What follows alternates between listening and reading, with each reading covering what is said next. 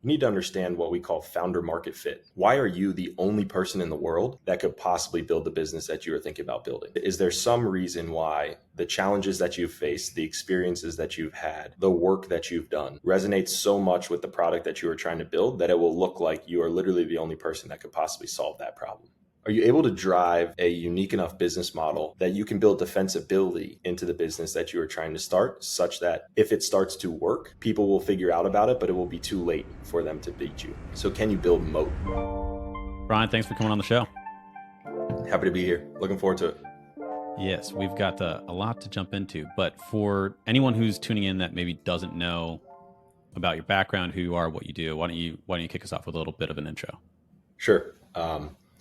Founder and managing partner of a venture capital firm called Collide Capital. We help put capital in the hands of underrepresented and overlooked founders, predominantly at the seed stage. So we focus on fintech, supply chain and logistics, and future of work businesses. So predominantly enterprise software focused businesses, again, at the seed stage. So that tends to mean you've changed your LinkedIn to say that you're full-time on it. You've turned on a customer or two, someone's starting to pay you for it. Your team is more than just you and the other founder, but you haven't necessarily inflected. The business isn't doing $1 million of ARR. And so we tend to meet businesses around that stage. My partner and I have made 54 investments now together. We closed our first fund, our Fund 1, in August of 2022. That's a $66 million vehicle anchored by the University of California endowment system. And then we built a pretty deep go-to-market base of LPs who can support our founders as they think about scaling their businesses. So Alphabet, Amazon, Bank of America, Citibank, Northwestern Mutual are some examples of the folks that have invested in our fund and then ultimately help support our businesses as they grow and as they look to mature.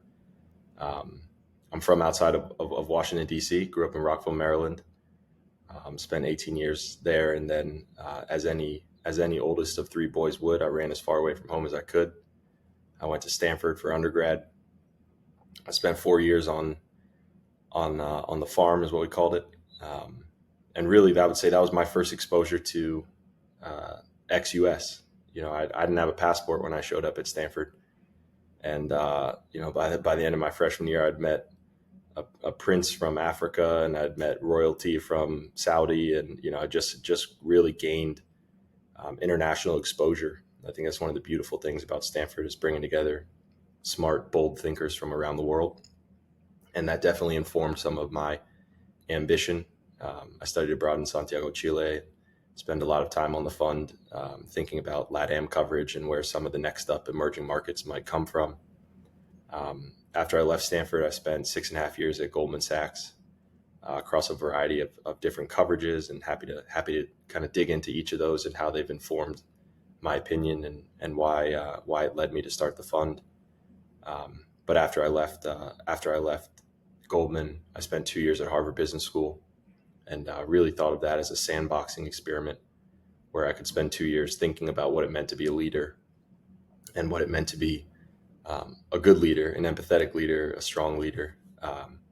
And I think that school is second to none in terms of getting you the exposure and the access to different types of leaders from all walks of life. And the learnings and things that we got in that classroom really have shaped the way that I've thought about leading the firm that we lead now. We have 14 employees at Collide Capital. So excited to dig in, but that's kind of me in 2 minutes. Yeah, a lot to unpack and pick apart there. The first thing I want to ask about is you mentioned specifically kind of having that international exposure when you went to Stanford for the first time and not having the passport. Also, how that maybe opened up your perspective and kind of put you on some of the trajectory that you're on. What was it about that exposure? Like, can you break down why that was so instrumental in your, world lens and kind of broadening your world lens, and then what actions besides just kind of traveling abroad, but your aspirations, your direction, your life, how was that impacted by having that exposure? And then also, it sounds like you did some travel as well. Yeah, travel's a cool part about it. But in terms of sort of personally how I think it impacted me, I think it's very humbling. I think about myself now when I leave the U.S. If you don't know the language, you're looking at a sign, you're looking around, trying to get help, trying to look, I think about me before I had left the country. If I see that person and I'm walking through Times Square, I'm probably just aggravated. I'm frustrated. They're looking around. They're in my way. And then you realize when you leave the country that you are that person, except the only difference is the people in that country walk up to you and ask you how they can be helpful. So it's a mindset shift of recognizing sort of the humility that I think comes with being in foreign ground, in foreign territory. And that for most of us that live in the US, we have always been in common ground and in territory that we feel incredibly comfortable in. And so I think that was one component for me, was really opening my eyes to just the different viewpoints that can exist in the world, and how, when brought together, can actually be pretty powerful and can shape the lens through which you look at problems, challenges, et cetera. And so that was a big component to me, was sort of opening my eyes to the variety of ways in which you can look at things, but also sort of approaching problems or people with a newfound level of respect and with a maturity of saying, the way that you've learned or known things forever might not always be the only way or the right way. And so come into conversations and opportunities with an open mind, be prepared to listen, be a strong listener, and be a learner and be open to learning, and then inform your decision off of what you know plus what that person might bring to the table.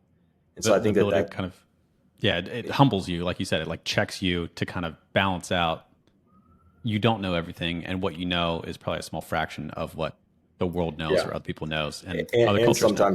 sometimes these cultures have studied these things for way longer than you even could imagine. And so there's just things like that I think are refreshing, and also are part of the reason why I still travel as much as I do. I try to exercise that muscle, if you will. Like, if you never leave the country, you never have exposure to it, you're never going to know how you could grow from it. And so I try to always find ways to reintroduce myself to foreign territory, reintroduce myself to the sort of uncomfortable feeling that comes with being in an environment that you don't know that well, because I think it's grounding. Did you always have the drive that you have? I mean, you listed, Stanford, Harvard, Goldman Sachs, starting your own fund. Like, these Yeah. are all very prestigious names and also very impressive work that you've done. Was that something that you kind of cultivated or discovered along the way, whether it's college or before? Or was this just like, do you think it's just innate in you? It's always been an aspect of you, and then it's just manifesting in different ways throughout your life? Yes, that's a nature versus nurture question. My cop out is that it's both. Hmm. It's like it. I think my parents instilled it in me. I also think I have just worked really hard as I've gotten into new environments, and if I didn't have that, I was going to build it. I think it's a little bit of both. What I will say is, I think the difference between me today versus me when I just started was, one of my bosses used this anecdote, and he said, "Washing machines work really hard, but I want you to work really smart. So never work like a washing machine works." And I think for a large majority of my life, and probably still in some components today, I worked like a washing machine. Like, I was just like, best performers work 12 hours a day. I'm going to work 14 hours a day. Best Especially in performers. that banking ethos. Yeah, the Yeah, for Goldman sure, for Sachs sure. And culture. that's, Yeah. and look, I think that mindset can take you a lot further than most people realize. Like, everyone gets in at 5:30, you get in at 5:20. Everyone leaves at 8 p.m., you leave at 8:15. Like, I actually do believe that mindset is incredibly powerful, and the discipline that you build when you have that mindset is incredibly useful. I did something at Goldman. I became what's called a chartered financial analyst, a three-year test where I would work from 6 to 6, and then I would study from 6 to 9. And that was 6 months of the year that I would study. And then I would take the test in June, and then I wouldn't find out my results until August. And once I found out my results in August, I started studying again from that August all the way till the next June. I did that for 3 years in a row. And that was one of the most taxing processes I ever went through in my life. And what I learned about myself through that process, what I learned about the people around me that really supported me or didn't support me through that process. I mean, it was just, there's so much that I gained through what seemed at the time like, the hardest work I had ever done. And so I really do believe, like, I've just always innately worked very hard. I think what I've tried to do as of late is start working smarter, and just asking myself if the things I'm working on are the things I'm supposed to be working on, if the things I'm working on are moving me towards my North Stars and the things that I care about, and so not being as down to work hard just for the sake of working hard, which I think I was in the past kind of just down to do it because I knew other people wouldn't and I knew it was differentiated. Now I think as I step away from employee and step into owner, or founder, or whatever you CEO, whatever you want to call it, I've found myself asking that question more frequently. Is the work you're doing the work you're supposed to be doing? And I think that that's a powerful shift that needs to happen in your life in order for you to start to learn how to delegate and step into leadership.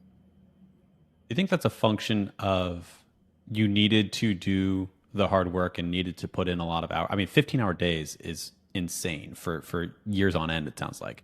But like, would you go back and change that and say work smarter during that period of time? Or do you feel like that was a precursor step that was necessary to get to the point where you had enough definition for who you are so that now you can start working smarter, more intentionally, and have that North Star, have that more clarity of vision, have that more clarity of who Brian is, and then carry that forward? Or again, like, would you have changed anything? Yeah, I don't think I knew what smarter was, if I'm being completely honest. Like I think sure, I wish I got sat down with that washing machine anecdote 4 years earlier, right? And so that I revisited it more often, but I don't think I actually knew what smarter was. And so, absent an ability to really concisely determine and define what things I needed to be working on, I'd rather just work on a lot of things, and that was Mhm. the outcome that came of it. Maybe I could have done what I did in 4 hours in an hour, but at least I was down to spend all 4 hours getting the thing done. And I think that again, that mindset rewarded me in a lot of ways. I mean, one, it rewarded me from the discipline and things that I built personally, the skill sets I now have to kind of like outwork people.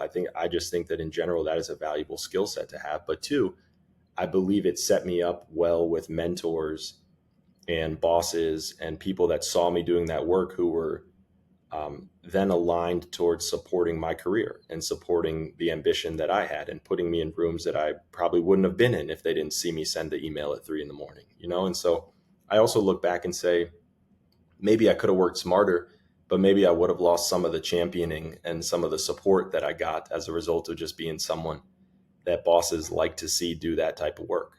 And so I'm not sure I would have changed much. I've always been a fan of the idea that quality beats quantity, but the way in which you get quality is through a lot of quantity. Yeah, And so, right. and then It's obviously reps. quality quantity wins overall. But like, you have to put in Wins a certain overall. amount of effort and reps to be able to Yeah, get good. And when you get good, then ideally you compound that forward by still putting in high reps, but with higher that's right. quality. And that's how you destroy the competition. I agree. It's well said. For you, you're now kind of going to this phase where you're talking about and thinking about working smarter, which you again said towards your North Star. What does that transition look like? How do you identify what your North Star is? And how do you make sure that the activities that you are doing are in alignment with whatever this higher purpose, this long-term vision that you have is? Yeah, ruthless prioritization is kind of the two words that come to mind. I'm much more calculated in my decision making around travel. I think a good example of this is like I actually hadn't pulled up and really looked at my travel schedule until 2023. I mean, that was the first year where I kind of sat down and Like looked and looking looked historically at travel that you've done or planning for the future? looking historically and assessing not what I said I was going to travel and do, but what I actually traveled and did. Um, Both from a cost perspective. So what did it cost for me to do those things? Looking at the opportunity costs of some of the money that we spent as a firm on me traveling, but also on time. What cities did I spend most of my time in? What LPs or founders did I spend the most time with? And just making sure that on a go forward basis, I was more thoughtful around how I got prepared for my travel. Just one component. I think a second component is just being more honest about my energy, like learning what things took my energy and what things gave me energy, and trying to put a little more of the bucket towards the things that gave me energy. Now, at the end of the day, you're always going to have things that take energy, and I got to be on Zoom calls. I got to be on Zoom calls. There's going to be certain things that I'll always have to do as, again, as leader, as founder of a firm.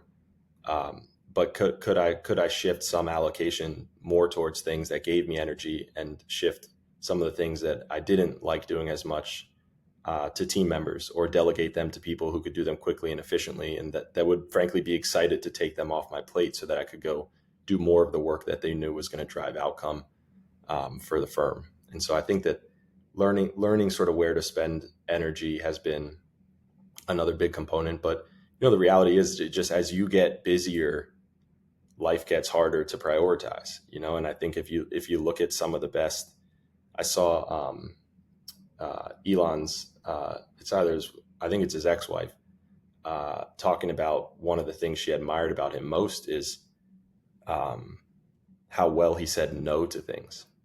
And I just thought that was such an interesting kind of insight to hear, is, this dude who's so busy, who does so many things, who is down to build spaceships, is down to build cars that drive themselves. But the thing she most admired was his ability to say no. And I think one of my takeaways from that was his ability to say no is part of the reason why he can build rocket ships, and part of the reason why he can build cars that drive themselves. So like, what the things that he just decides to spend his time and energy on, he spends ruthlessly, and he aligns all of his energy and all of his resources around the things that he thinks matters. And he doesn't let other things kind of get in the way. Yeah, it's a very, because it's counterintuitive, right? Like, you think saying no means you're doing less, but saying no means you're doing more of what does remain. And so, like, when we're younger, generally speaking, the advice is say yes, right? If you're given an opportunity, lean into it. If you're given, an extra shift, or work longer hours, or help your boss out, or whatever it is, like, you should say yes. But then as you get to this inflection point at some point in your life, you should have more clarity, more definition around, well, who do you want to be? Where do you want to put your energy? Where do you want to put your time? Where do you want to put your resources? And so that means saying no to more and more things. And I think, again, I am not late in years, but I do think that a life well lived probably becomes a progressive, more and more tailoring and focusing of your energy towards fewer and fewer things, but a deeper and more fulfilling mission, purpose, drive, North Star when you are choosing those things. Yeah, I think there's plenty of anecdotes of people kind of on their deathbed saying something similar, right? I wish I spent more time with people that I cared about, or with family and relatives, as opposed to coworkers and bosses, or just things along that lines of deepening prioritization, and doing what matters. And I think I'm getting better at that, and still have plenty of room to improve. So I think you brought up a really cool exercise that sounds like you did. So you did both a time audit, looking backwards, right, for 2023, and then also an energy audit. And even if you can't necessarily fully eliminate time wasters or things that are low value ROI on time, and if you can't fully eliminate things that are maybe energy drain, just being aware of what they are, that alone can help make that shift. So break it down. Like, what was that exercise? If people wanted to emulate it, or try to do it themselves, like, what was that process you went through? Was it useful? Or how useful was it? Like, what would you change about it if someone wanted to do the same practice? Yeah. So the calendar one, I think only works if you use the calendar the way that I do. I mean, my life is on my calendar, down to the cities that I'm in, the walking time from the gym back to my office in order to get on a Zoom call is in there. I've just learned how to use my calendar as kind of my walking companion, if you will, in terms of where I spend my time, and making sure that if I need to do something, that there's literally Tetris space for it on my calendar. So that's the first thing I'd say, is just spend 3 Track months everything, basically, right? actually using your calendar that way, if you're going to try to do this, because otherwise I don't think it works as well. The second thing I did was I tried to look across a couple different chasms. So the first was location. So literally just what cities was I in? We just looked at it. Again, this is a good example. Actually, we just looked at this about a month ago. On average, I was in New York 8.5 days a month last year. Which, for anyone listening, that's where Brian lives. So only 8.5 days a month. I mean, just in your insane. home place. Just absolutely ridiculous. And but again, eye-opening for me, right? Like, I hadn't really looked at that for a while, because to me it's just, I was in LA, or I had to go to Boston, or I flew down to DC, or I went and spoke in Florida. All of a sudden I pulled up on it, and it was like, well, wait a minute, we want to be intentional about the work we're doing in the state of New York. How are you going to do that if you're not here that much, right? And so a recalibration that we did about a month and a half ago. I canceled 2 trips so that I had 3 weeks in a row in New York coming up, and just little things like that I think you can adjust off the back of these types of things. So first one was travel and kind of where I was. The second was what I think of as sort of internal versus external. So like work that I was doing with the Collide team versus work that I was doing with the ecosystem. And oftentimes what I found was that my splits were okay, but the order in which I worked on them wasn't. And what I mean by that is like I wish I had done more internal work in the beginning of the week so that my team could be better set up for success in getting the things done throughout the week that I needed them to or that I wanted them to, and less of just kind of like sometimes it's internal, sometimes it's external. We'll figure it out later. And so what the result of that exercise was a little more intentionality around my days of the week. So now I have a much more intentional internal Tuesday, a much more externally facing Wednesday.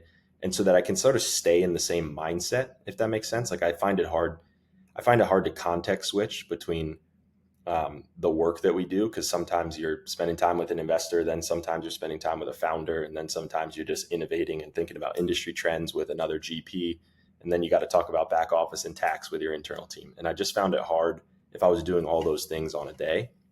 And so again, for someone that's going to kind of run this exercise, like think about which parts of your brain you're using throughout that calendar, and then see if there's ways that you can shift so that you use a similar part of the brain throughout the day, because it's like a muscle. You know, you start exercising it. If you jump off the treadmill when you were just kind of getting started, you're not able to kind of work the muscle. And so I found that super useful. On the energy side, I looked at my recurring calendar. And so I looked at anything that I had recurring that I didn't enjoy seeing. I had about 15 different recurring meetings that were set up on my calendar. And one of the things I noticed was that some of those meetings had been set a while ago, but got canceled a lot. So like 1 out of every 3 of them we would have. And so then I just went and looked at the meeting. And if it was monthly, I turned it into quarterly. And I was very intentional in reaching out to the person. Hey, I'm trying to clean up my calendar. You're one of the very few recurring meetings I have that isn't an internal recurring meeting at Collide.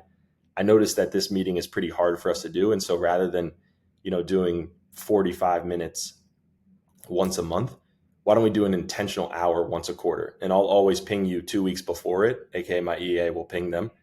I'll ping you before it and just make sure that time works. And what I found was that meeting stays now, right? It doesn't get rescheduled. It's actually there. It's super intentional. We spend the whole hour. We come in with a plan and agenda. There's much more to cover.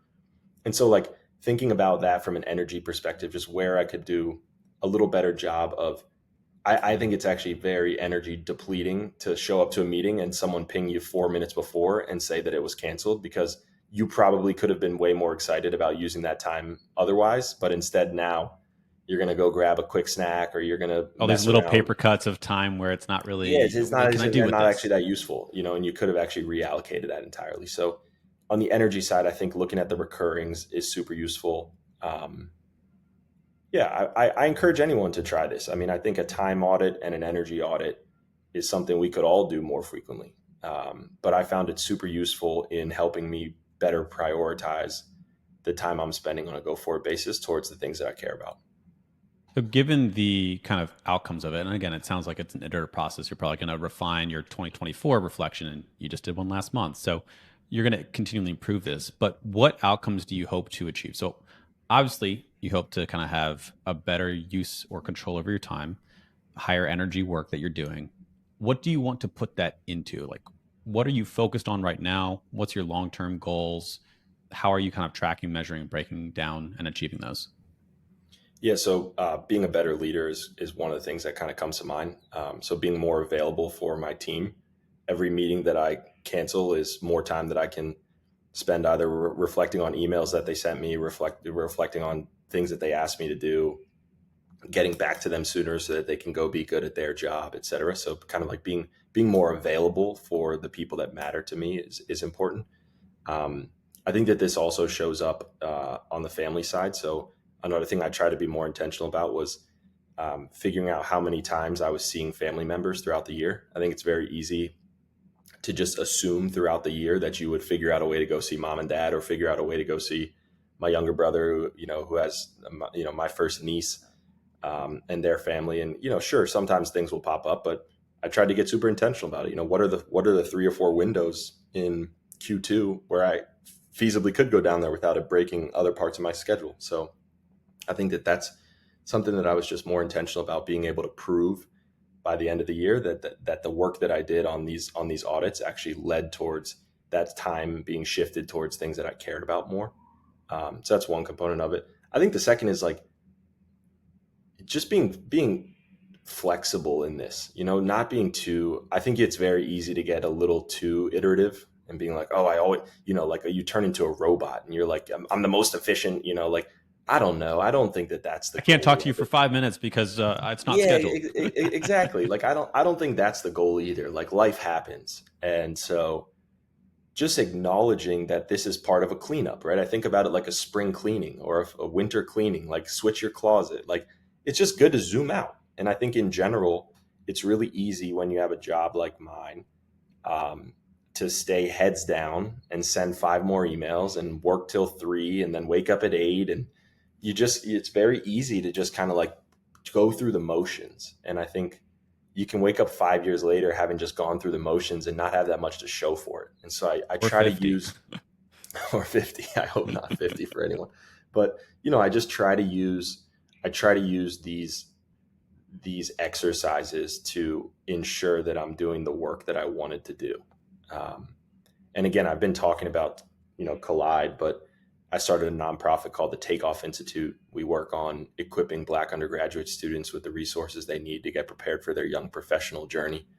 And I think a lot about the work that I do there, where, I don't get paid a dollar to do the work that we do through the Takeoff Institute, but I care about it a lot. I'm very passionate about it. And so making sure that all the time and energy that I spend there is going towards things that help continue to make me passionate, continue to make me think about it and want it to go forward, because it's very easy for things like that to get thrown into the back, or the bottom of the checklist, for lack of a better anecdote. And so making sure that I'm always on top of it is important to me. And the only way, in my opinion, to do that is to constantly check back on the work you're doing there.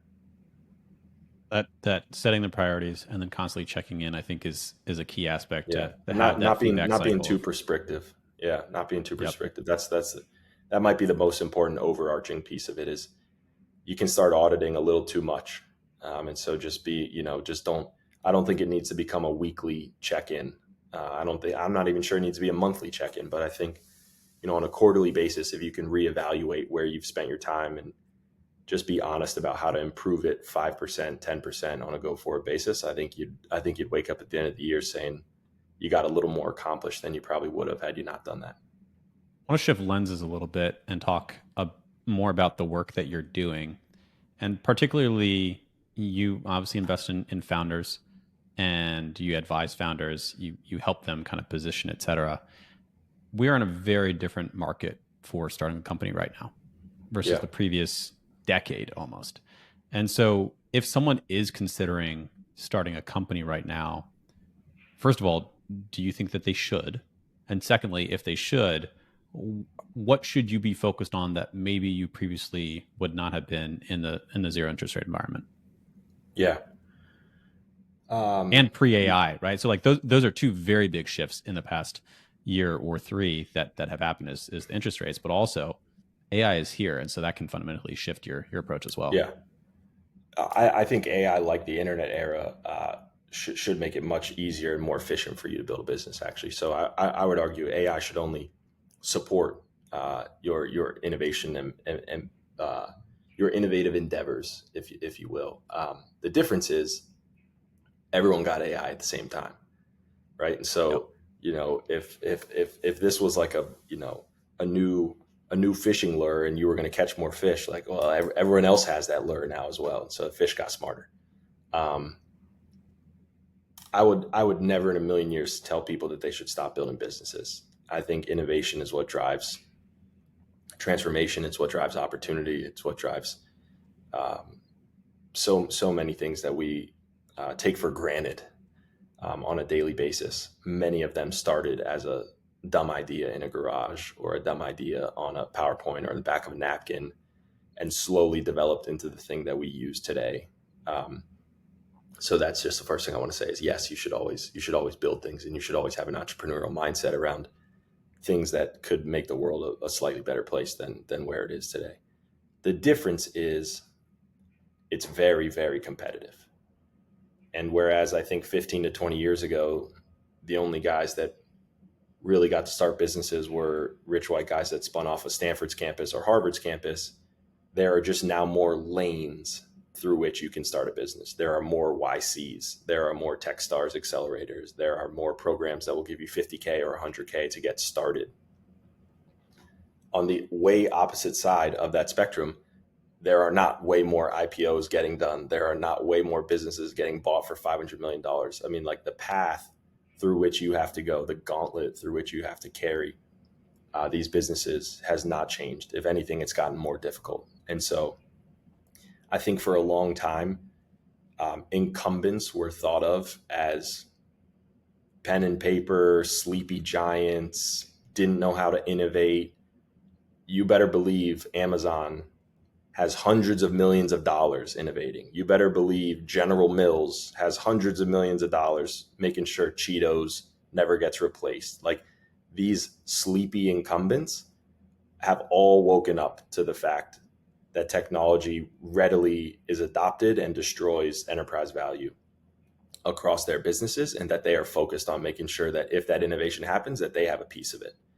And so I think what that means is it's much harder to come from out of left field and start something that those guys can't immediately replace, or at least build for free for everyone else so that they don't see a ton of churn in their business. And so my advice to people that are thinking about starting things is you need to understand what we call founder market fit.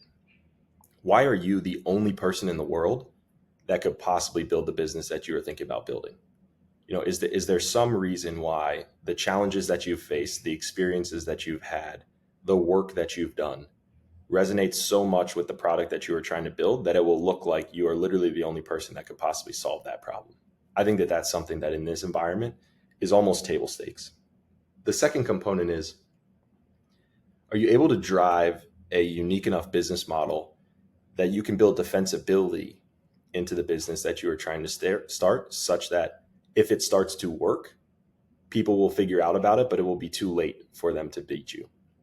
So can you build moat is what we in the venture speak would call is defensibility and moat. Can you build defensibility and moat around the business?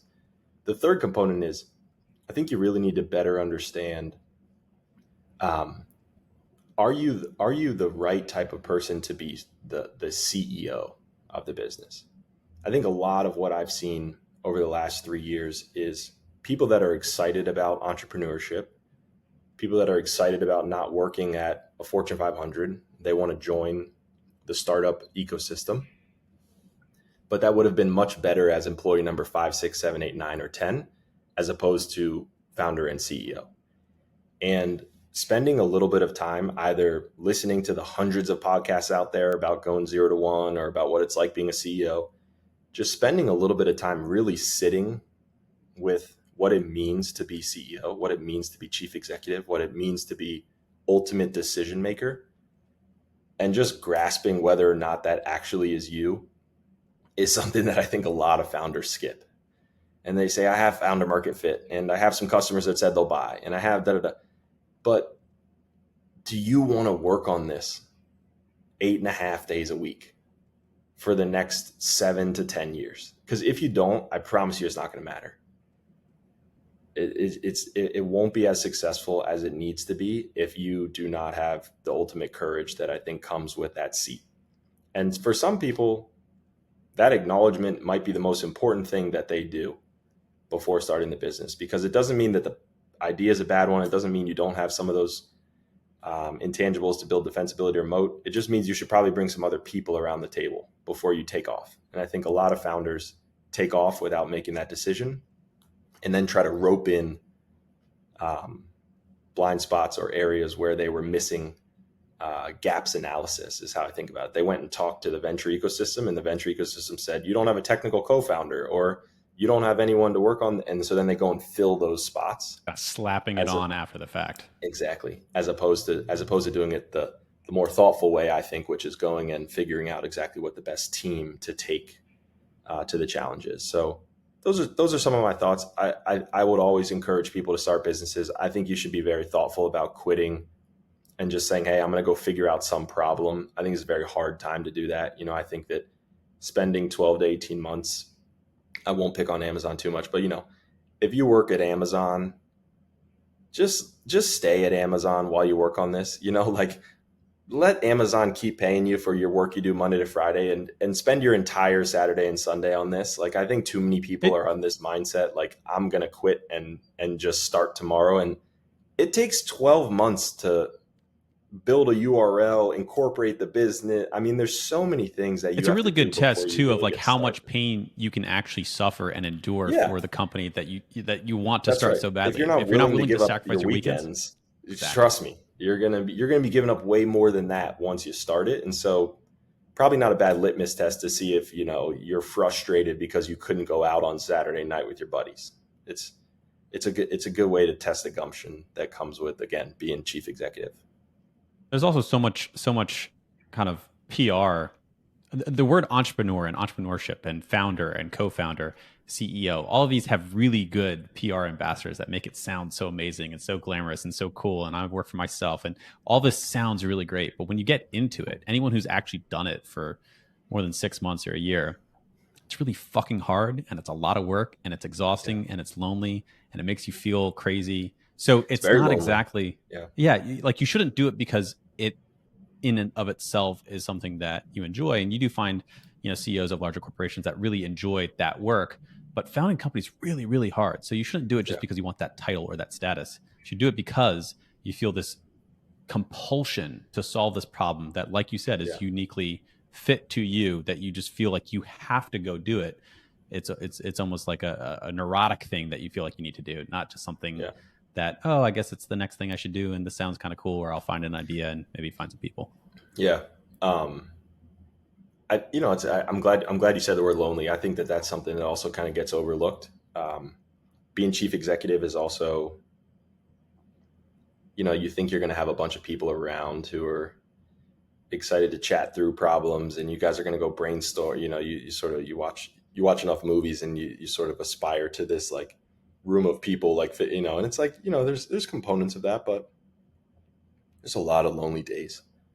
There's a lot of days where you're kind of in your own head. You got seven Questioning no's in a yourself. row.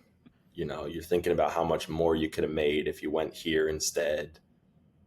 The product starts kind of sputtering, or something's breaking, or someone took an offer to go back to Meta, who was your employee number 4, and now you're not sure what that part of the org's going to look like, and you're losing employee morale and your sales org because no one's hit their quota. There's just a lot of days where you still have to get up and go in as if the only thing that's going to happen is the company's going to keep moving forward, and you don't really have too many people to support you in that thinking.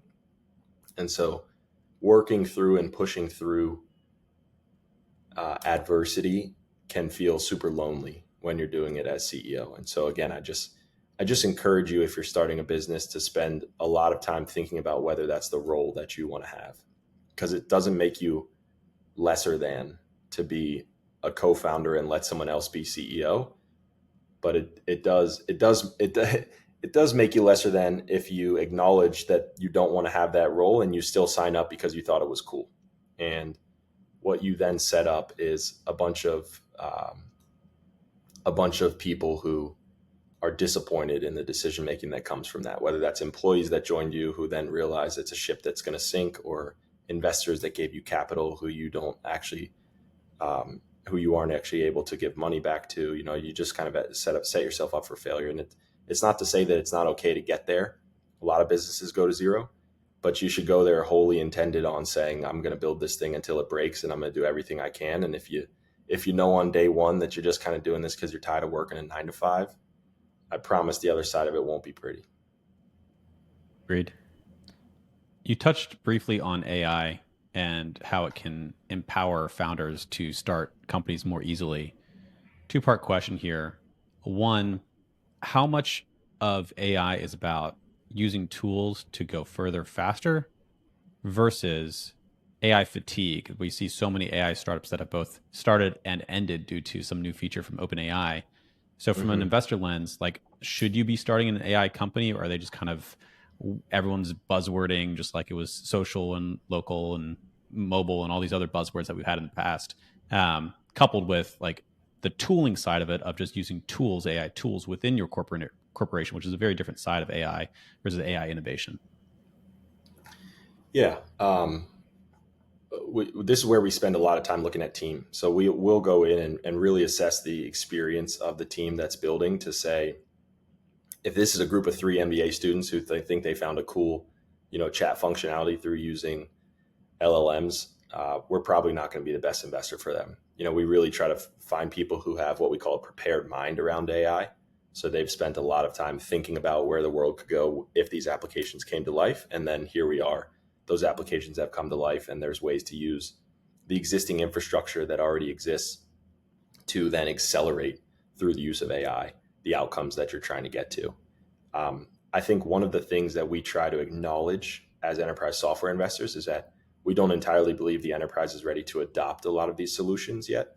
And so when you think about cloud compute not even being 50%, and cloud having been around for, ask Bessemer, but I think cloud's been around for 15 years now. The fact that enterprises still have not adopted cloud infrastructure, cloud tooling, it just goes to show you some of them just won't, right? And so AI is now kind of next frontier on that. I think a lot of people actually learned from shifting too quickly to cloud. So some things have actually moved back to on-prem. So you're also going to get a little bit of um, a new school train of thought around not moving. Even if we want AI, we're not going to move there as fast as we did on some other things in the past. And so just innovation groups have gotten more sophisticated at these large organizations. And so I do believe adoption of AI tooling will be slower than most people think. And also paying for this stuff, right? I'm not sure that all these organizations are that excited about paying for an entire new stack of tools. And so if you were selling sales analytics tools through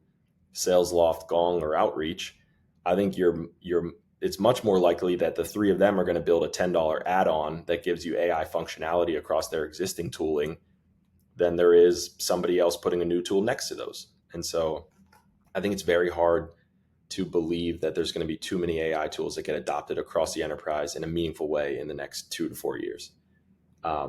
With that said, that doesn't mean that there's not room for these tools to bring up new and innovative things that the enterprise isn't currently thinking about. And I think that's where we try to spend some of our time. Where are there not existing tools or technology at all that now, with the onset of AI, we can introduce tooling and make functionality that kind of didn't exist before, human in the loop interface that didn't exist before, available to companies or orgs that wouldn't have had it without this onset. Yeah, it's an interesting time, and I think what you highlight about the enterprise sector resonates a lot. Again, it comes back to the moat, which is one of the items that you cited from starting a company, and making sure that you have a strong moat. And if you are not defensible, if you're not able to really protect the IP that you're building, then assume that the incumbents or some other larger competitor is likely going to Yeah. do it at some point and win out. It's also Um, just moving so fast. I mean, the pace at which, I think that's another thing people don't fully appreciate is we are genuinely. I mean, I don't even call it first inning. Like, this is like we are in the infancy of these tools, and so if OpenAI is building a new thing every 4 months, 3.5 months, and you build your whole company off of the, I mean, how quickly you're going to get replaced is pretty scary. And so I think you have to be careful believing that you're building moats with other people's technology and other people's software. And so, again, I think that in general, the people that are building the most thoughtful things here have been working on this technology for a very long time, and they understand the use cases and the ability of it to adapt and iterate quickly, so that they're, whatever things they're training also learn as fast as the existing infrastructure. from a tooling perspective, if you were to be advising a portfolio company or a new founder, is there kind of a playbook or a methodology or recommendation in terms of you should be using these tools or in this way, or always use ChatGPT to draft your emails, or any kind of like tactics or tips that you have for AI best practices from a usage perspective? Um, get familiar. I think is probably, again, I actually, it's a good question. I haven't thought about pushing our AI thinking to our founders. I actually think most of them actually tend to have their own opinion on it, or have at least um, have spent some time thinking about how AI will interact with, one, their industry, two, their business. Um, so I'd say like get familiar is probably the best way. But we have at what we've definitely done is shied some of our founders away from just pushing into AI. Like, I think a lot of what some of our founders want to do right now is burn $1 million building an AI tool, and many of them now, again, we have 53 companies in portfolio. Now, instead of telling them they shouldn't do that, I give them examples of portfolio companies who have done that, who have completely unraveled it and said, my bad, never mind. That 350K AI engineer was not the right next step for our business. And so get familiar with it, understand how it impacts your industry, understand how it's being used in your industry, understand potential use cases of the technology across your industry. Spend time with your customers, so get familiar with how they're thinking about it. How is it being sold to them? That you're probably not the only tool that they use. So are other tools talking about embedding it in their stack, and how do you think that changes the interoperability of your tool against their stack? Um, I think there's a lot of things you could do. Make sure that your employees are familiar with it. Make sure that they understand how to speak to it. If you have sales reps and someone's asking, how is AI going to change this tool, make sure you have a playbook at least of how your company is thinking about it and what things you are doing or not doing. It's almost just as powerful to say, this is what we aren't going to, embed AI to help support, as it is to say what you might do. So familiarity, I think, is important right now. And also, maybe the last thing I'll add is being honest about limitations, right? You have limited resources as a startup, as an early stage entrepreneur, and suggesting that you're going to solve the world with AI tooling, I think is a very dangerous proposition to give to companies. And I think it's very easy. One of the struggles of these tools is that they're super easy and kind of flashy, and at least at the application layer, kind of sexy. They're like, oh, look at this chat thing that you can now search your entire database for answers in 2 seconds, and this used to cost you 4 days. And it's like, sure, but that also means they can probably do that search across a variety of other things without paying for you. So be careful, what you're now telling them they can do with your tool. And I think just there's a lot of AI fatigue, I think, to your point, around everyone saying that everything they do now can solve the world. And what I think we will wake up with in a year from now is a handful of select tools that did something so unique that no one was doing before, who have been sort of more readily adopted, and then a lot of tools that were kind of off the shelf and fell back and just became more of product features than standalone companies. Very similar to the internet era. We saw hundreds of thousands of companies get built from 99 to 03, and probably 10 to 15 matter. And so I think we'll wake up in 5 years with a similar kind of outcome. Funny how certain trends repeat themselves. In the dot-com boom, it For was sure. put .com at the end of your company name and you'll Yeah. increase your valuation by a crazy amount. And then Yeah. we saw a little bit with crypto, right? So it's like, oh, have some type of crypto feature or some crypto capability. Yep. And then with this, now it's, a lot of companies are kind of trying to rebrand as AI, but investors Totally. get smart and they know that game. Yeah. So don't make a massive pivot just because you're trying to chase dollars and raise money, because Yeah. it's probably not going to work out. I think that's right. I think that's right. Brian, this has been absolutely fantastic. If people want to connect with you, learn more about Collide, learn more about what you're doing with your charity, where should they connect with you and learn more? Yeah, I appreciate that. www.collidecap.com. You can learn about our portfolio, learn about the work we do. If you're building a business, please apply. We have an application page actually on our website, make it easy for people to find us. If you want to support the work we do at the Takeoff Institute, www.takeoffinstitute.com. We run a summer fellowship program, so that'll launch here in the next couple weeks. So if you know Black undergraduate students across the country that you think could use support getting ready for their young professional journey, please send them our way. And in general, what I'd say is just be a good person. I think we need more people like you who are trying to spread good word and help founders and other people get exposure to leaders. And so keep up the good work on your side. I'm a big fan of the podcast and the work that you're doing. And for anyone else that's kind of thinking about their journey or thinking about what they're going to do next, like take the plunge. Don't be afraid. You'll learn just as much from failure as you do from success. And you only get to live one life, so live it with full purpose. Appreciate the kind words. Brian Hollins, ladies and gents, links will be in the show notes. And thanks for stopping by, Brian. Take care.